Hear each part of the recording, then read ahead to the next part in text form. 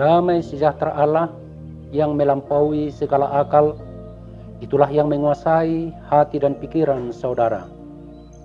Di dalam Kristus Yesus Tuhan kita. Amin. Sahabat yang dikasihi Kristus, salam dari pihak Raja Tarutung. Tuhan kiranya yang menyertai saudara.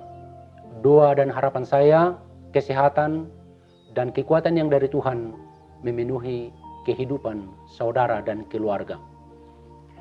Firman Tuhan bagi kita pada minggu yang ke-14 setelah Trinitatis tertulis dalam kitab Yesaya pasal 35 ayat 4 sampai 10. Demikian bunyinya. Katakanlah kepada orang-orang yang tawar hati, kuatkanlah hati, janganlah takut. Lihatlah, Allahmu akan datang dengan pembalasan dan dengan ganjaran Allah. Ia sendiri datang menyelamatkan kamu. Pada waktu itu mata orang-orang buta akan dicelikkan dan telinga orang-orang tuli akan dibuka. Pada waktu itu orang lumpuh akan melompat seperti rusa dan mulut orang bisu akan bersorak-sorai. Sebab mata air memancar di padang gurun dan sungai di padang belantara.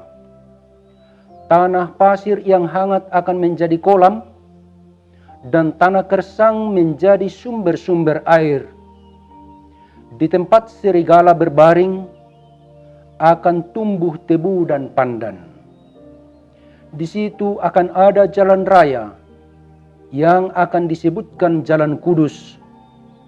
Orang yang tidak tahir tidak akan melintasinya, dan orang-orang pandir tidak akan mengembara di atasnya. Di situ tidak akan ada singa, binatang buas tidak akan menjalaninya, dan tidak akan terdapat di sana.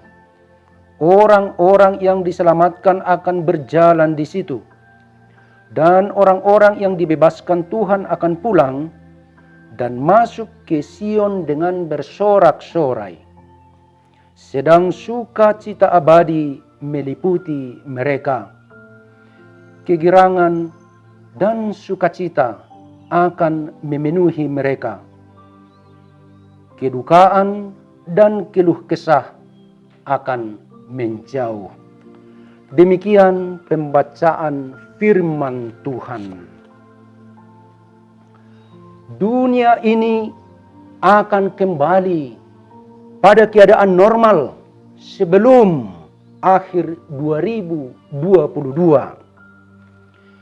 Situasi kita saat ini sangat mengerikan, tetapi kita akan benar-benar kembali ke keadaan normal sebelum akhir 2022.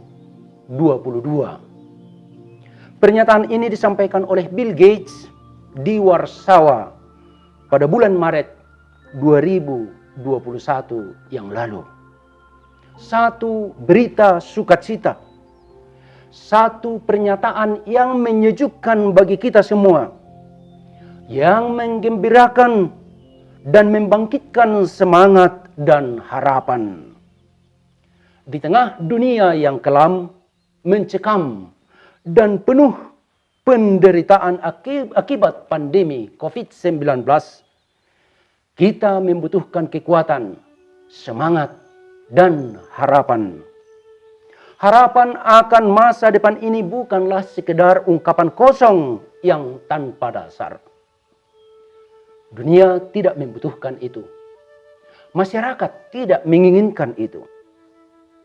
Tapi apa yang disampaikan oleh Bill Gates didasarkan pada penelitian ilmiah dan komitmen yang kuat untuk mewujudkannya.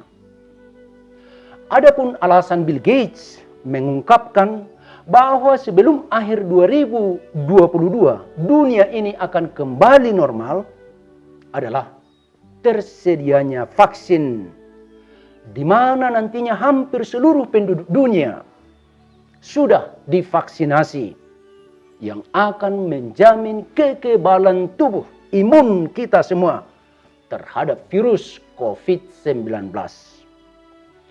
Bill Gates adalah salah satu tokoh terdepan dalam upaya memerangi pandemi COVID-19.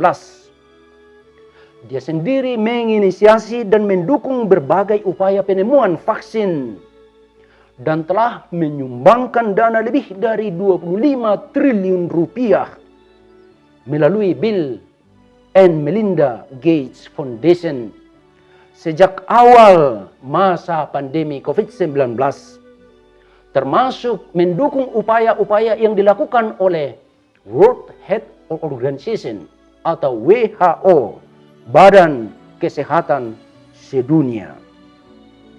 Pesan Bill Gates ini sangat penting untuk mendorong masyarakat supaya kuat, bersemangat, dan berpikir positif akan masa depan. Badai pasti berlalu, dan hari esok yang lebih baik akan datang. Masyarakat tidak perlu setiap hari dibayang-bayangi oleh rasa takut dan kekhawatiran yang berlebihan, yang malah mengurangi imun tubuh sehingga mudah diserang oleh virus COVID-19 dan berbagai penyakit. Kita akan melihat di masa depan bahwa di desa-desa dan di kota-kota akan kembali melakukan kegiatan seperti sedia kala. Di berbagai belahan dunia saat ini juga kita sudah saksikan bahwa mereka sudah bisa mengikuti kegiatan olahraga dan aktivitas keseharian mereka seperti sedia kala, seperti sebelum pandemi COVID-19. Sekalipun masyarakat masih harus tetap waspada, namun apa yang disampaikan oleh Bill Gates sudah menentukan dan sudah menunjukkan tanda-tanda nyata.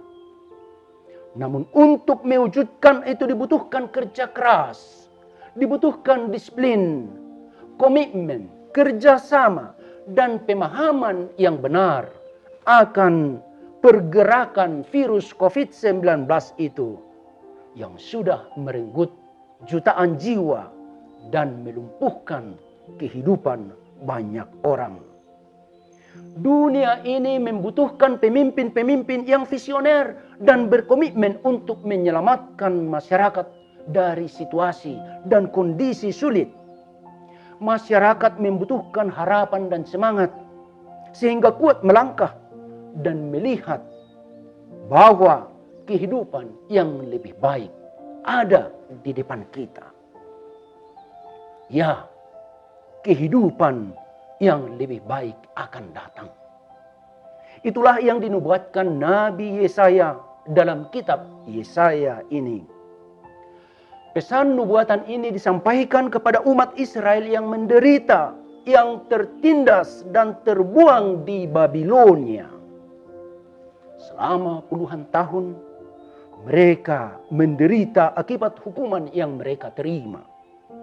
Kota Yerusalem diluluh lantakkan, Yehuda diinjak-injak dan penduduknya diangkut dan diperbudak di Babel. Masa yang paling mengerikan, masa-masa sulit dan mencekam bagi umat Tuhan. Mereka mengerang kesakitan, mereka menangis, mereka meratap, mereka minta tolong. Tetapi kepada siapakah mereka minta tolong?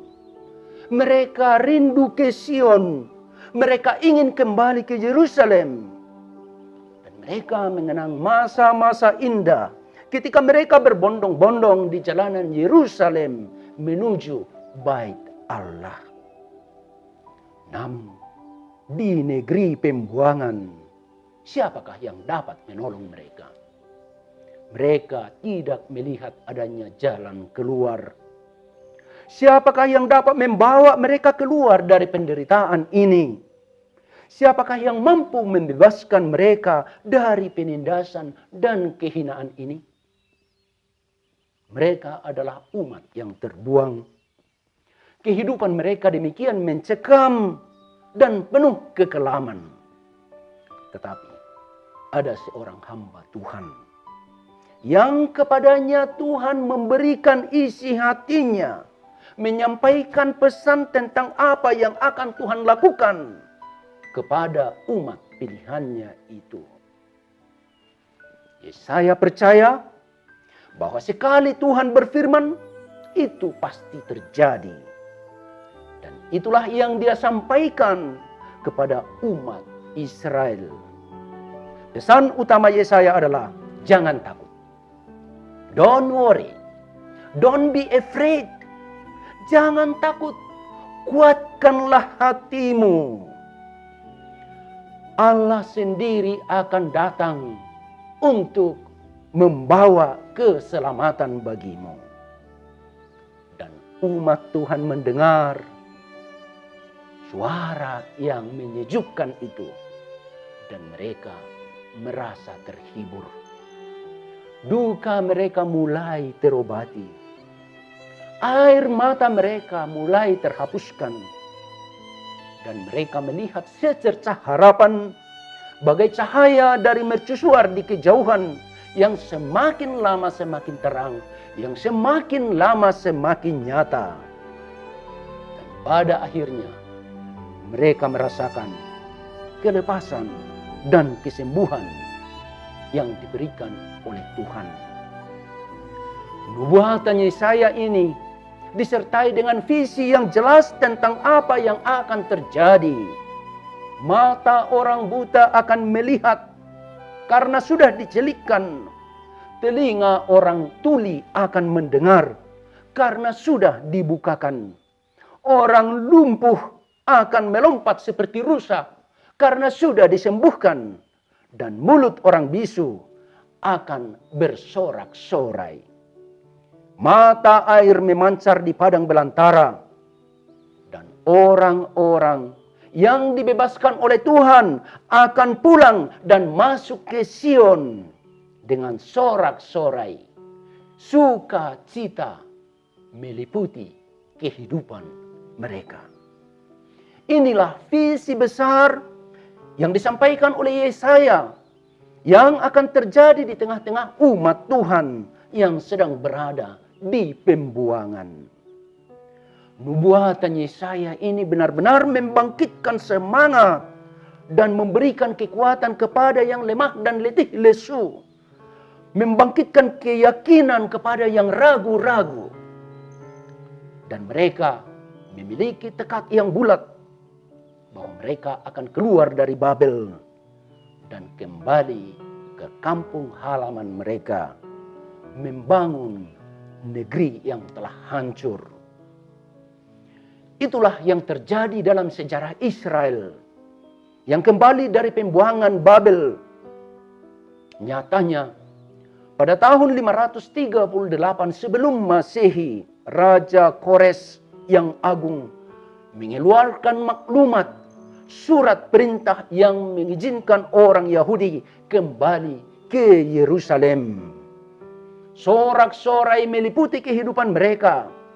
Orang-orang Yahudi berbondong-bondong memasuki wilayah Yehuda yang dipimpin oleh Yerubabel dan imam besar Yesua.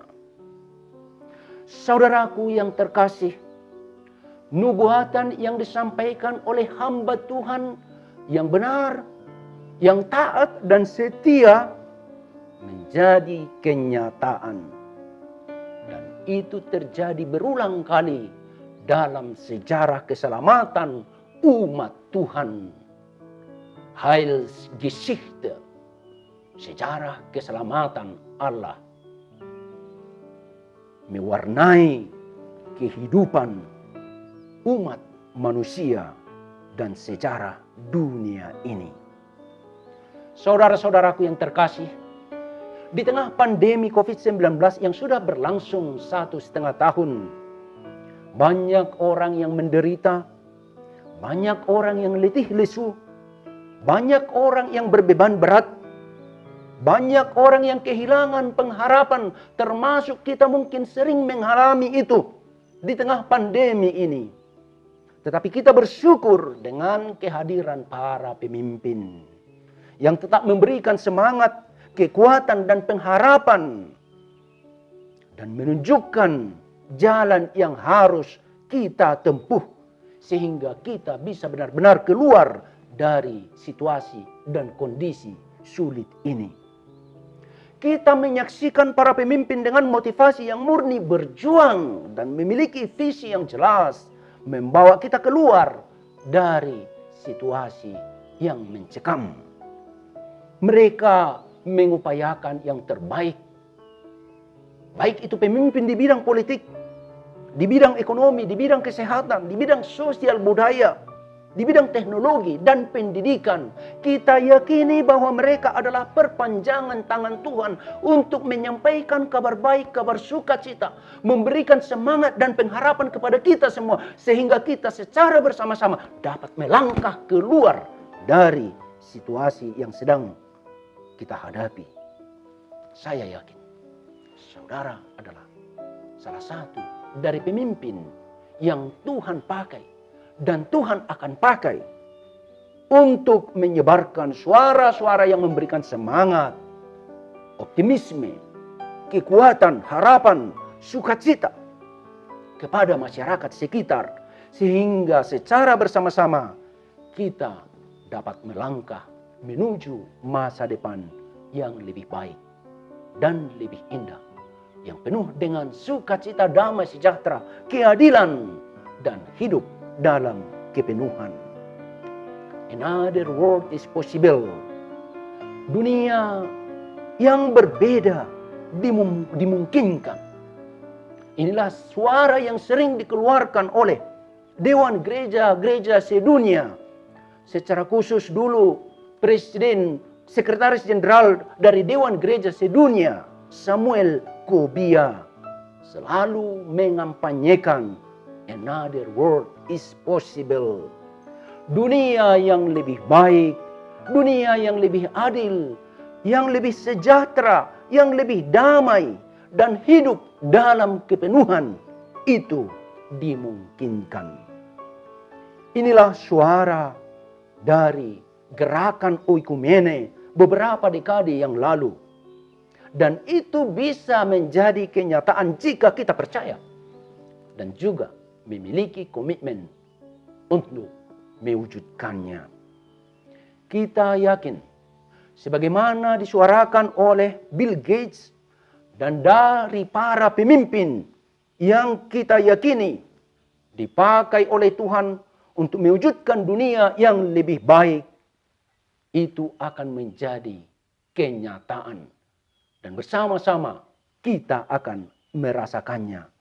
Kita akan keluar dari masa-masa sulit ini dan memasuki situasi dan kondisi di mana suara sorak-sorai dan kehidupan yang bahagia, kehidupan dalam kepenuhan akan menjadi kenyataan. Amin. Kita berdoa. Ya Tuhan Allah Bapa, yang kami sembah dalam Kristus Yesus Juru Selamat kami memuji dan memuliakan nama Tuhan. Sekalipun kami berada di masa-masa sulit akibat pandemi COVID-19 dan berbagai pergumulan hidup, tetapi Tuhan memberikan kepada kami firman yang menyejukkan, yang membangkitkan semangat dan pengharapan kami, sehingga dapat kami melalui masa-masa sulit, kami beroleh kekuatan, kami beroleh penglihatan ke depan, bahwa kami akan memiliki masa depan yang lebih baik. Tuhan telah membuktikan itu dalam sejarah umat Tuhan yang keluar dari pembuangan Babel dan kembali ke Sion, kembali ke Yerusalem, kembali ke Yehuda, dan umat Tuhan membangun kehidupan yang penuh sukacita, damai sejahtera, dan kemuliaan Tuhan semakin nyata di dalamnya. Itulah yang kami harapkan. Dan kami mohon kepada Tuhan, tanamkanlah di hati kami semua yang mendengarkan firman Tuhan keyakinan bahwa Tuhan akan memberikan kepada kami masa depan yang lebih baik, dan kami akan dapat keluar dari masa-masa sulit ini. Kami berdoa buat saudara-saudara kami yang menderita, yang terpapar COVID-19, atau yang kehilangan anggota keluarga.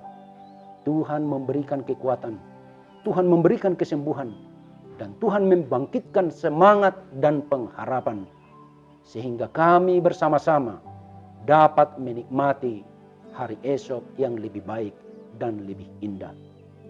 Kami mendoakan para dokter, para medis, dan para ahli yang berjuang untuk mengalahkan COVID-19.